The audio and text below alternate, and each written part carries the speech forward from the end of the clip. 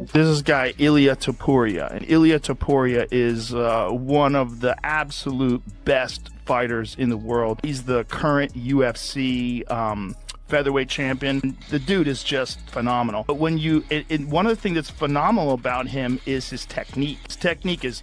The UFC just revealed their complete White House fight card, and instantly one announcement dominated every conversation across social media. Dana White made it official with the news everyone was hoping for. Ilia Topuria steps up to defend his lightweight title against interim champ Justin Gaethje in what promises to be an absolutely massive unification showdown. What really shows you Topuria's focus right now is how quickly he responded once this became public knowledge. The Georgian champion immediately shared training footage that proves he's already locked into serious preparation mode. Now that everything's signed and this dream matchup is locked in stone, there's really only one question that matters to fight fans everywhere. What goes down when the sport's most surgical finisher collides with its most violent war machine on the most legendary stage in combat sports history?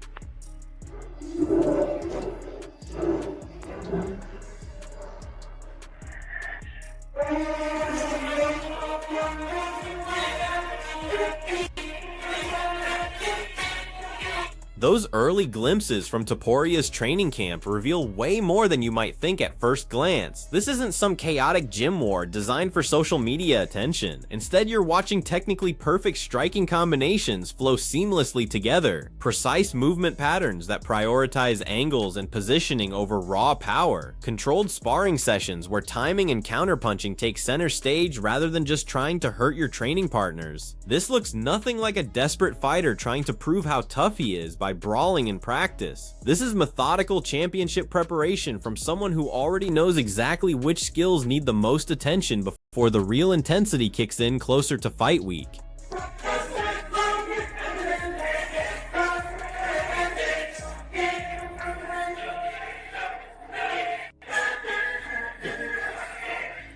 Dana White couldn't be more excited about how perfectly this matchup fits such a monumental occasion. From his perspective, this isn't just another solid fight to fill the main event slot on a random card. This represents the ideal headliner for the most historic combat sports event anyone's ever attempted to put together. He's publicly stated that Topuria ranks among the most well-rounded champions currently holding gold anywhere in the organization today. Then he specifically highlighted Gaethje's most recent performance as the type of instant classic that definitively earned him this championship opportunity. When someone who's promoted thousands of fights over decades gets this enthusiastic about a specific matchup, that tells you everything about the violence and drama he expects when these two collide under the brightest lights possible. It is the main event. Ilia Topuria, one of the most sensational champions we've ever seen inside the Octagon, facing Justin Gaethje, which I think is the absolute perfect matchup for him.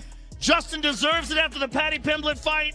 Ilia Topuria has been just a complete and total phenom, and I can't wait to see what happens at the White House. Mighty Mouse Johnson sees this as a legitimately excellent main event choice that stands up completely on its own merit regardless of the prestigious location or historic significance. Coming from someone widely considered the greatest fighter who ever lived, that opinion carries enormous weight in these discussions. Johnson views Topuria as the rightful betting favorite heading into this clash for several compelling reasons. Complete skill development across every aspect of mixed martial arts, elite fight intelligence that shows up consistently during the most chaotic exchanges, a battle-tested chin that survived serious power shots from dangerous opponents, plus genuine one-punch knockout ability that turns every single moment into a potential fight-ending sequence. What really intrigues Johnson strategically is trying to predict which version of Gaethje's game plan we see on fight night. He's noticed that Justin has smartly modified his approach in previous high-pressure situations depending on what specific challenges his opponents present standing up, sometimes deliberately pulling back from his natural all-out brawling instincts to fight more selectively when the tactical situation requires it. Whether he can successfully implement that kind of disciplined restraint against someone like Topuria, who constantly moves forward and forces violent exchanges, represents one of the most fascinating strategic questions Johnson wants answered.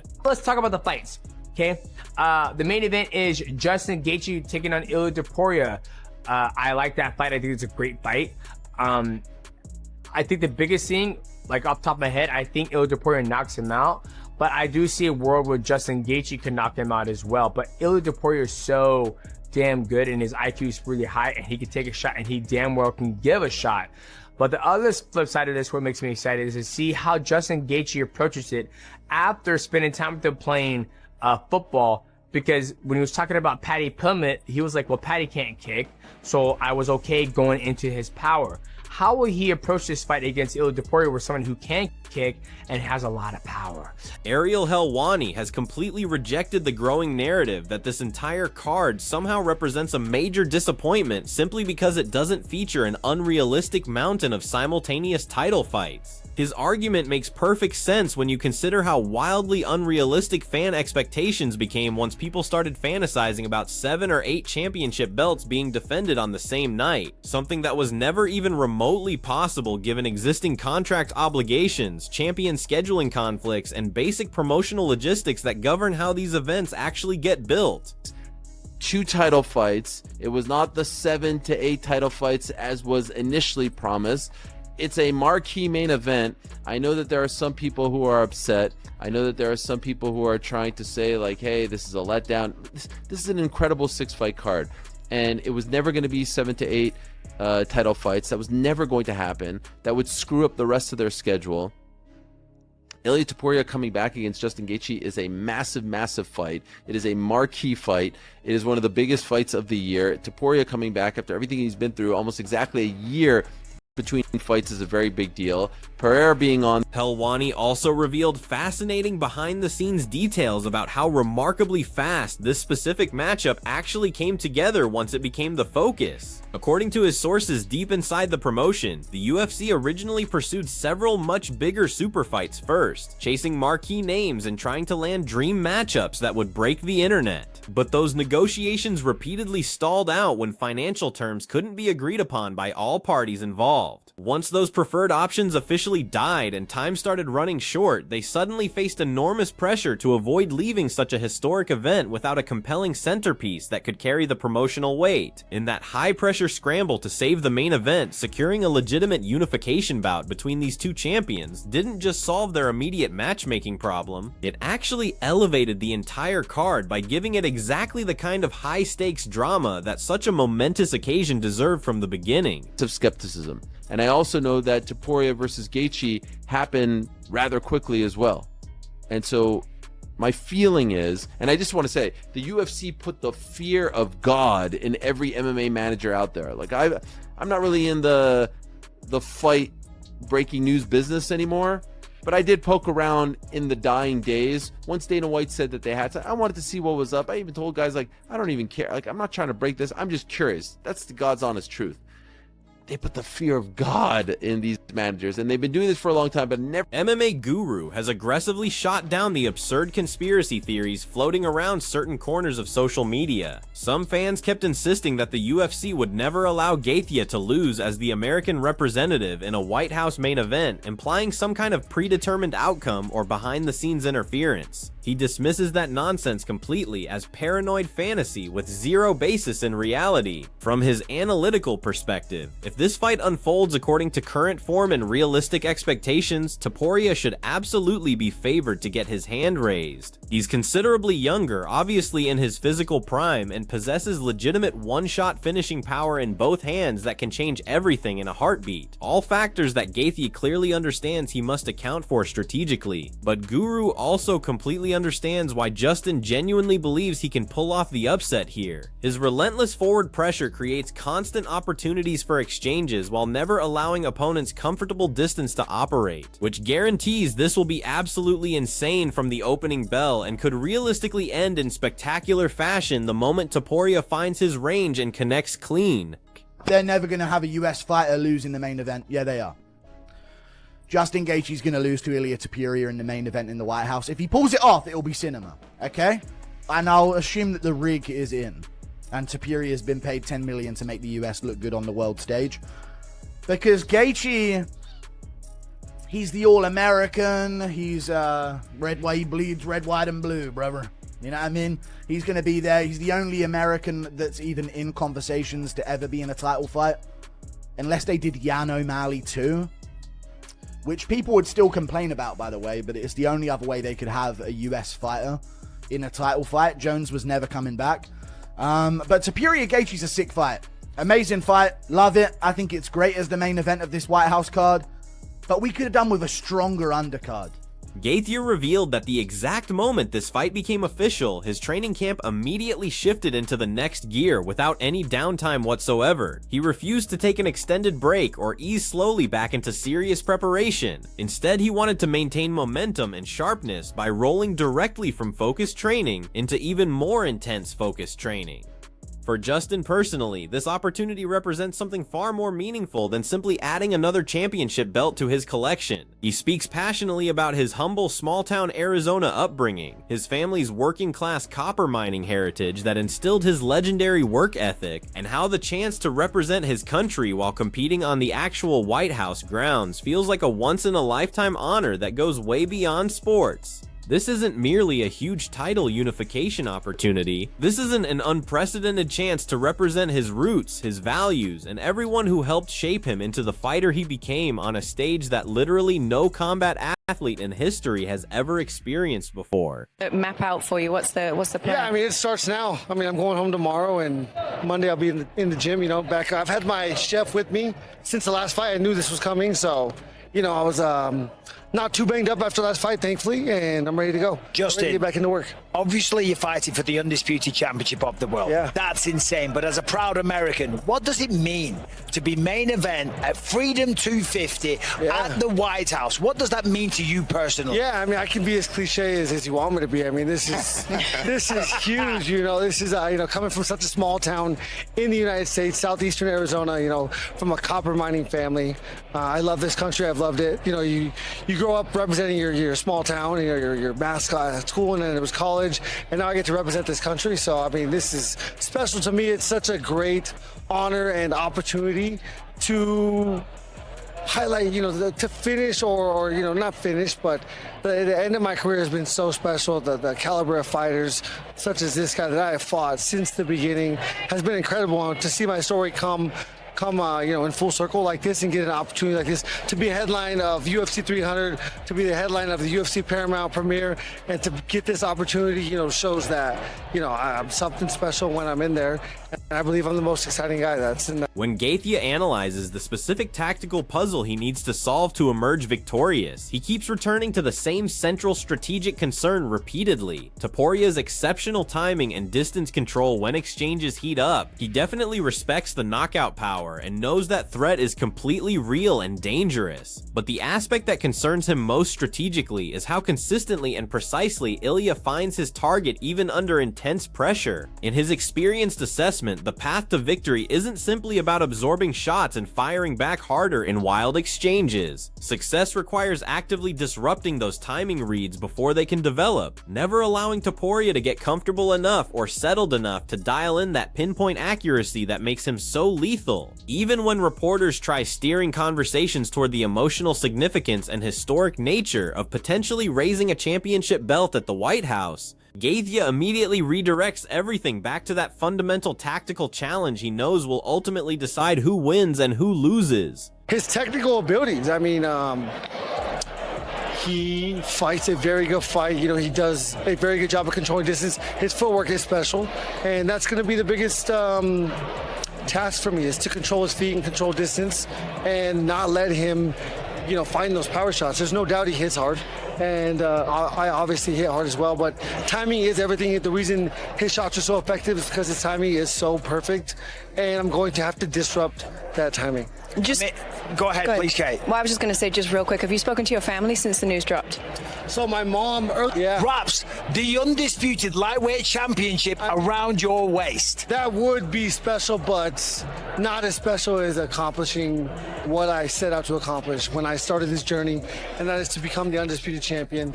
And to do it against a guy like Ilia Topuria on the White House lawn will be absolutely special, and Trump handing me the belt will be icing on the cake.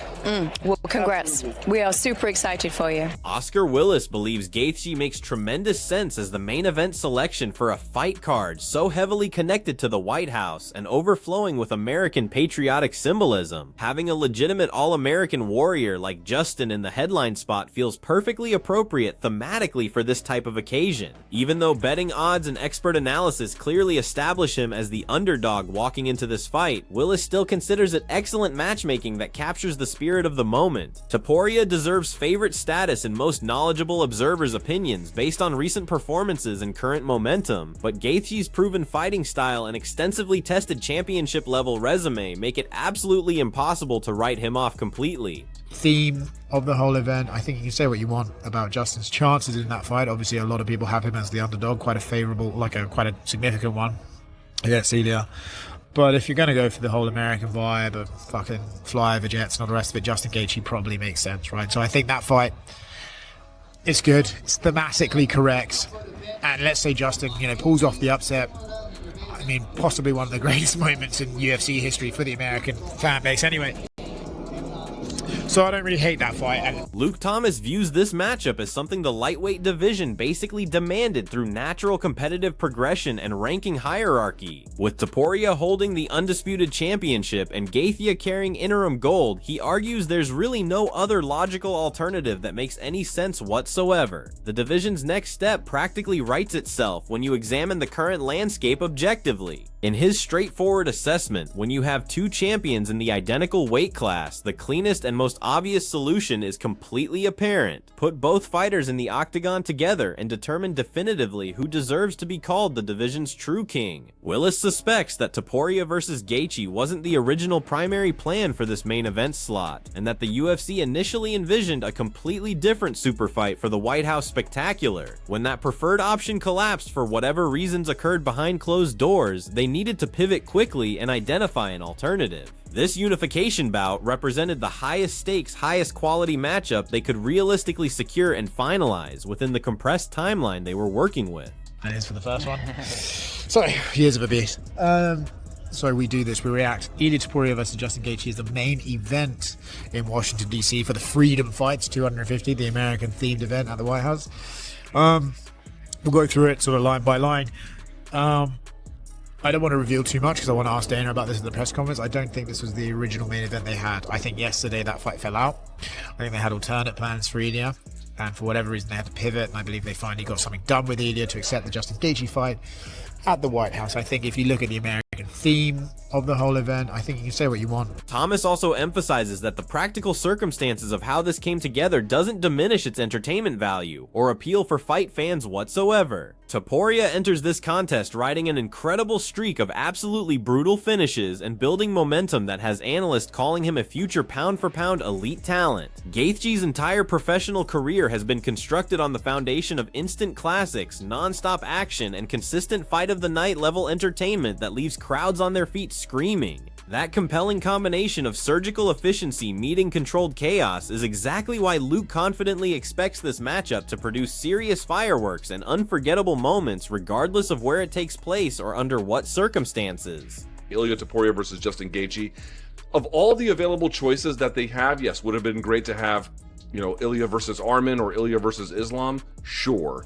But in a world where Gaethje is already the interim champion based on UFC 324, this is the fight that has to happen to unify those titles, right? Because Ilia has the normal title and Gaethje has the interim one. The fight will be exciting. I know people were talking like, oh, you can't have an American get stretched on the White House lawn. Yes, you can. Yes, you can. There's absolutely no connection historically to mixed martial arts and the